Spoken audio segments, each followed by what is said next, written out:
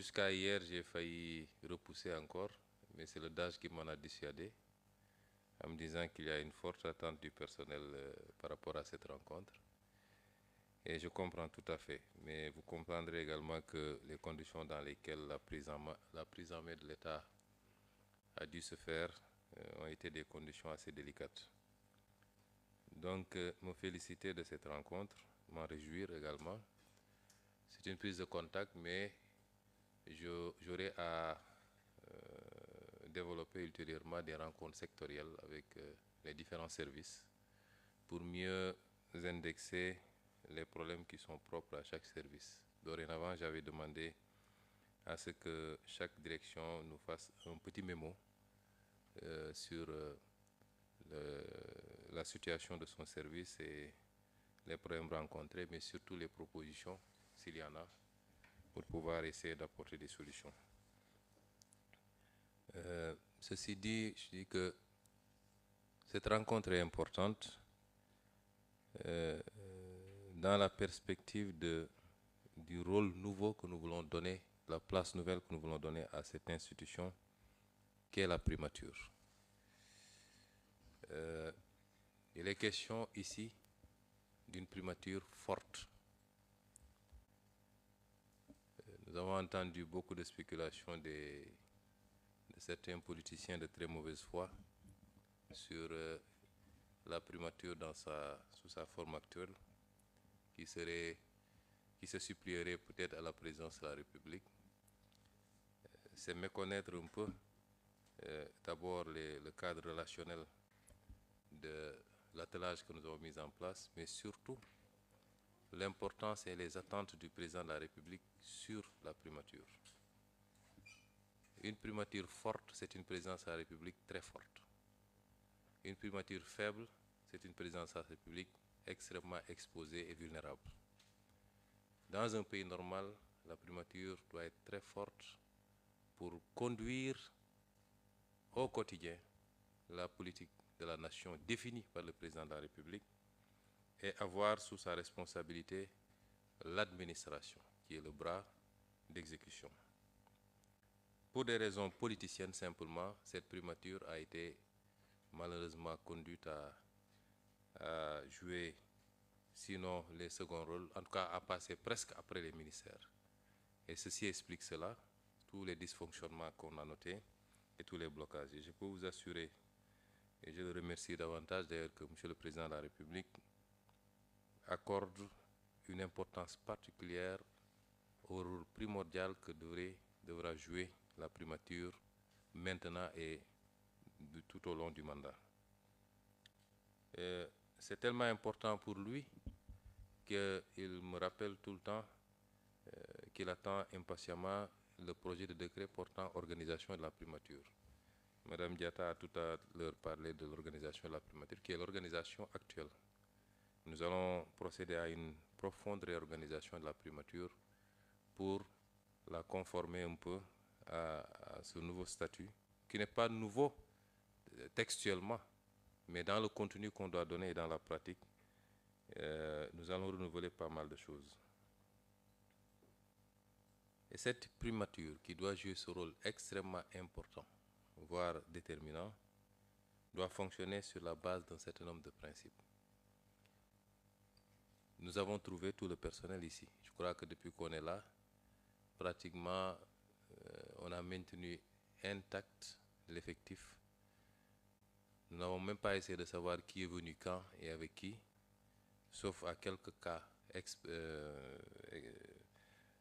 comment dirais-je, quelques exceptions près, qui relèvent beaucoup plus de la confiance politique du Premier ministre, mais de manière générale, pour le personnel, nous avons maintenu tel quel. Nous ne nous préoccupons pas de savoir qui est venu avec qui a quelle conviction politique. Ce n'est pas ça notre souci. Nous avons essayé de choisir des collaborateurs sur la base strictement de la compétence.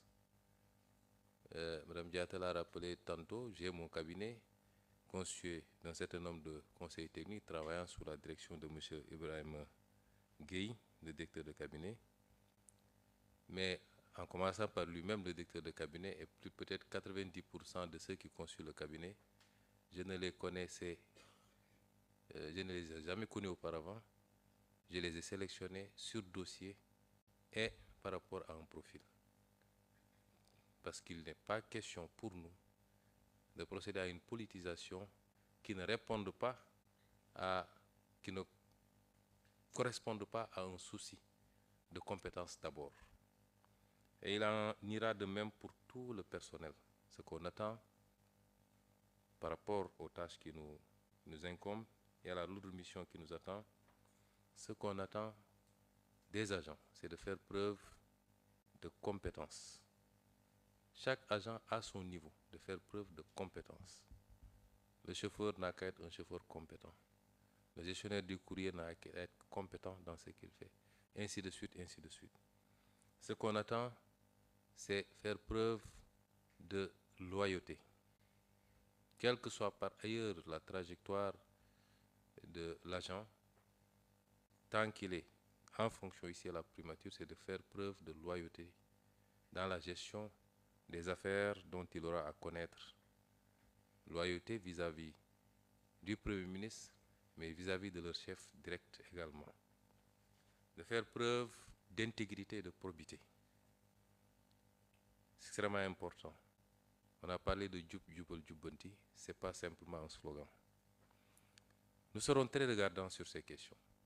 Je ne serai pas regardant sur les profils politiques ou sociaux des uns et des autres, ce n'est pas mon problème. Mais sur ces questions que je viens de soulever, nous serons très regardants et nous appliquerons la tolérance zéro. On a eu ici déjà un cas, relativement à des cas des soucis d'intégrité, et nous avons pris immédiatement la mesure de relever l'autorité concernée et nous continuons à examiner de très près ce cas. S'il faut aller au-delà et peut-être aller au niveau de la justice, nous irons. Nous serons intraitables sur ces questions.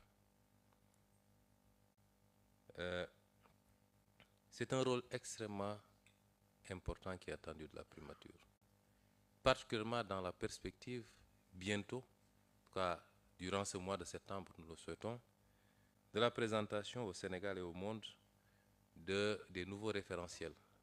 Je ne dis pas du nouveau, mais des nouveaux référentiels de politique publique, notamment la vision 2050, qui fait une projection sur un quart de siècle, la déclinaison décennale et la stratégie quinquennale. Ce travail qui est en train d'être fait et finalisé est un travail extrêmement important, qui va nécessiter de chacun d'entre nous un changement dans les paradigmes, dans les comportements, dans la façon de travailler. L'administration doit être modernisée.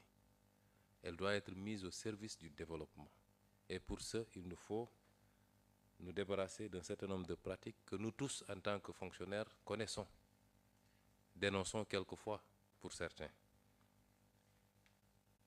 Cela fera l'objet de beaucoup de communication, de la formation certainement, mais il faudra qu'on aille vers ça. Et c'est pourquoi je veux rassurer tout le monde. Nous avons entendu parler de motion de censure, faire tomber le gouvernement. Il n'y aura pas de motion de censure. Il y a des politiciens complètement dépassés par les événements, appuyés par leur presse. Mais je puis vous assurer qu'il n'y aura pas de motion de censure d'ici le 12 et que le 12, s'il plaît à Dieu, ces gens auront autre chose à faire que d'être députés à l'Assemblée nationale.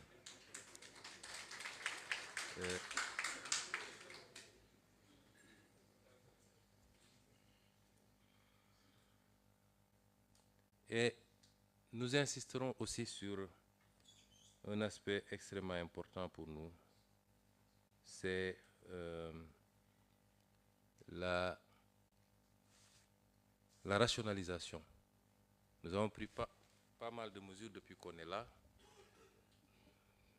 Le fonctionnaire peut considérer que c'est des mesures qui sont dirigées contre lui, contre son confort au travail, ainsi de suite. Ce n'est pas le cas. Les pratiques que nous appelons de tous nos voeux sont des pratiques courantes, devenues même la norme dans des pays beaucoup plus nantis que nous. Quand on dit qu'il faut rationaliser, sur un certain nombre de consommations que les gens peuvent partager, mettre les imprimantes en réseau au lieu d'acheter une imprimante pour chaque bureau, avoir une pièce pour y mettre les machines à café, toutes les autres commodités que tout le monde peut utiliser. Vous allez dans tous les pays développés, ça se passe comme ça. Pourquoi les pays qui sont les moins avancés comme les nôtres peuvent continuer à dépenser des milliards et des milliards pour des commodités qui peuvent être gérées en partage sans nuire à la consommation individuelle de chacun.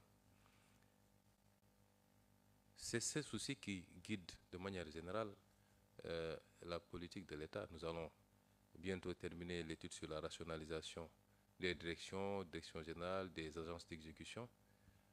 Nous allons aller vers ça. Et c'est ça qui a justifié d'ailleurs la proposition de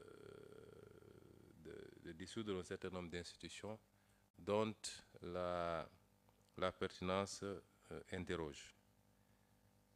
On fait de la politique dans tout dans ce pays, mais le même objectif sera atteint dans tous les cas, parce que je puis vous donner la primeur que le président de la République, probablement aujourd'hui, va prendre des décrets pour remercier les présidents de ces institutions et bloquer le fonctionnement pour que aucun centime de crédit ne puisse désormais être dépensé dans le cadre de ces institutions.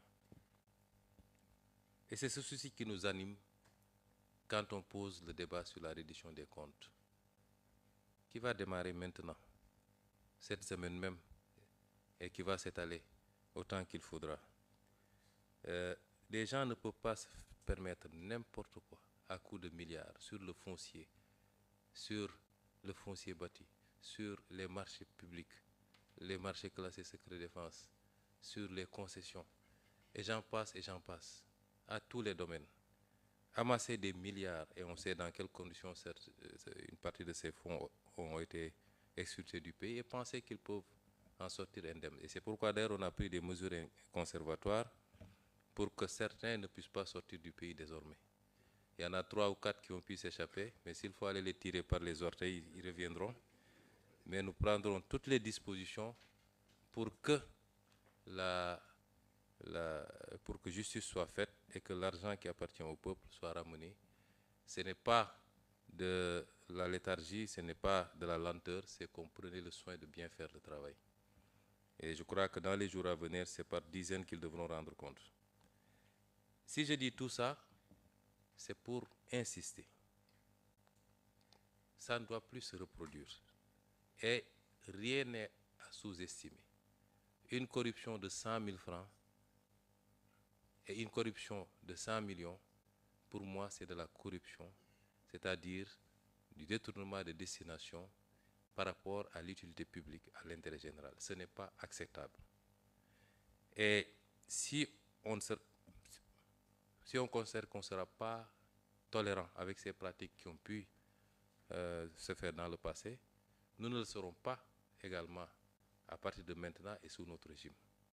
Ce ne sont pas c'est pas de l'intimidation, mais je veux insister pour que chacun d'entre nous, en ce qui le concerne, essaie de s'organiser pour se suffire de ce qu'il gagne normalement, légalement, légitimement et honnêtement, et ne pas se livrer à certaines pratiques.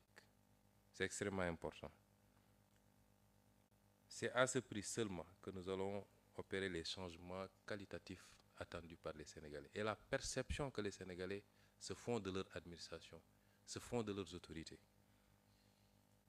Et la primature doit donner l'exemple, parce que c'est la mère des administrations.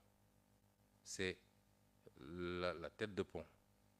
La primature doit être irréprochable sur ces questions. Et si je dis la primature, ce n'est pas le Premier ministre seulement. C'est chacun et chacune des agents ici présents. Et j'attends énormément de vous par rapport à ces aspects-là. Mais évidemment, si on demande autant aux agents, il faut que nous travaillions également à vous mettre dans les meilleures conditions de travail. Ça, j'ai entendu les complaintes du syndicat. J'ai été syndicaliste moi-même. Madame Diatta et Monsieur Mbaye, Nous avons entendu, et depuis qu'on est là, notre principal souci, c'est les conditions de travail. Nous avons besoin juste d'un peu de temps pour stabiliser les choses, mais on y travaille. Pour nous, quand j'ai demandé un certain nombre d'éléments à Madame Diatta, j'ai été un peu gêné de voir un peu les niveaux de rémunération à la primature. Un peu gêné. Et je pense qu'on ne peut pas avoir une administration comme la primature qui est censée être chef de toutes les administrations avec ces niveaux de rémunération. Et sans prendre un engagement ferme, en bon syndicaliste que j'ai été, j'ai pu vous promettre qu'on va déployer toute l'énergie qu'il faut pour améliorer ça de manière substantielle. Aussi bien au niveau de la rémunération que des mesures d'accompagnement pour les conditions matérielles de travail. La restauration, nous sommes en train de mettre les bouchées doubles pour pouvoir l'ouvrir et l'adosser à une subvention. Mais il faut organiser les choses. J'ai posé quelques questions. Je crois qu'il y a une association pour les femmes qui travaillent à la primature. Mais il faut aller de manière plus large, nous permettre. Quand j'étais aux impôts, on avait quand même le syndicat. Il ne faut pas en créer ici quand même. J'ai beaucoup fatigué mes directeurs là. Donc il y avait le syndicat, il y avait les amicales, mais il y avait surtout la mutuelle. Et les mutuelles sont extrêmement importantes. Et il faut en créer, surtout que l'État va mettre en place une politique mutuelle beaucoup plus agressive pour permettre d'englober tout le monde. Et c'est l'ensemble de ces synergies qui permettait de faire beaucoup de choses. Les évacuations sanitaires, la subvention du restaurant et beaucoup d'autres choses. Je pense qu'on peut s'en inspirer pour essayer d'organiser les choses ici au niveau de la primature et vous permettre à tous de pouvoir améliorer pour les prises en charge médicales, pour la restauration, pour beaucoup d'autres choses. En tout cas, nous sommes là pour accompagner. Le supplément, le DAGE m'en a parlé. Vous avez un très bon avocat qui vous met tout le temps la pression. Il y a certaines considérations sur lesquelles je ne vais pas trop entrer, puisqu'on est en public. Mais, indépendamment de ces considérations, il sait les mesures que j'ai immédiatement prises. Et je pense que ça pourra se régler. Je ne sais pas s'il y a eu une évolution avec le ministère des Finances. En tout cas, on avait pris un certain nombre de dispositions pour que ça se remette en place le plus rapidement possible. Et nous voulons aller beaucoup plus loin. J'ai parlé du restaurant. Avec le Conseil technique santé, on est en train de mettre en place une petite unité pour les soins d'urgence. Je crois que le local est là, l'équipement, on est en train d'équiper petit à petit. J'ai même demandé à ce qu'on installe une salle de sport, parce que je vais avoir des agents en pleine forme pour pouvoir être opérationnel. Et au-delà, peut-être, une vieille idée que j'ai beaucoup défendue quand j'étais aux impôts, peut-être voir comment mettre en place une petite crèche pour les dames, parce que souvent c'est très difficile quand on sort de la maternité de laisser son enfant à la maison. Mais si on l'a ici dans l'immeuble, qu'on peut mutualiser avec d'autres services qui se trouvent dans la zone, y compris la présidence de la République, peut-être que ça permet aux gens de travailler dans des conditions de sérénité. C'est vous dire en tout cas que nous avons les logements, quelqu'un en a parlé, on va voir l'état du dossier, s'il y a un dossier qui existe déjà. Et nous allons pousser pour que au moins l'accès au foncier puisse se faire. Et après, si la mutuelle existe, les gens pourraient voir quel montage faire de manière groupée avec les institutions financières pour aider les gens à construire. C'est autant de préoccupations que nous avons avec vous. Pour le transport également, on va voir le dossier. C'est vrai que c'est même beaucoup plus économe pour nous d'avoir un système de ramassage généralisé plutôt que de gérer les déplacements individuellement. Nous avons fait beaucoup de travail sur le parc automobile ces derniers temps avec le DAGE, le SGG, et ainsi de suite. Des résultats ont été obtenus puisque beaucoup de véhicules du parc avaient été emportés par des gens qui ne sont plus à la primature depuis longtemps et même par des privés. On a pu en récupérer beaucoup, mais il nous faut travailler peut-être à des moyens de transport qui permettent de, de, de déplacer, de faire partir et revenir le maximum de personnes dans des conditions les plus optimales, et nous allons y travailler. Et je reste de manière générale ouvert à toutes vos suggestions dont on examinera la faisabilité. Et tout ce qui sera faisable, soyez assurés que vous aurez notre soutien, parce que pour nous, un agent performant, c'est un agent apaisé dans son cadre de travail, dans ses conditions de vie et d'existence. Les deux vont de pair. Donc nous allons tout faire en tout cas pour accompagner tous les agents à se sentir mieux pour pouvoir mieux servir. C'est les quelques éléments que je voulais dire. Je n'ai pas lu de discours, je n'aime pas en lire. Pourquoi je fais trop de... à chaque sortie, on dit qu'il en a trop dit ou il n'en a pas dit assez. Mais je préfère dire les choses telles que je les ressens, dans un dialogue direct et franc. Et ce genre de rencontre, peut-être nous allons essayer de la reproduire peut-être une fois dans l'année, indépendamment des rencontres sectorielles, sauf si le personnel décide d'organiser des fêtes de temps en temps. Et je vous encourage à cela, des activités sportives, des randonnées, Quand c'est une famille, il faut rendre le cadre convivial et permettre aux gens de mieux se connaître. Je vous remercie de votre aimable attention et vous souhaite un bon appétit.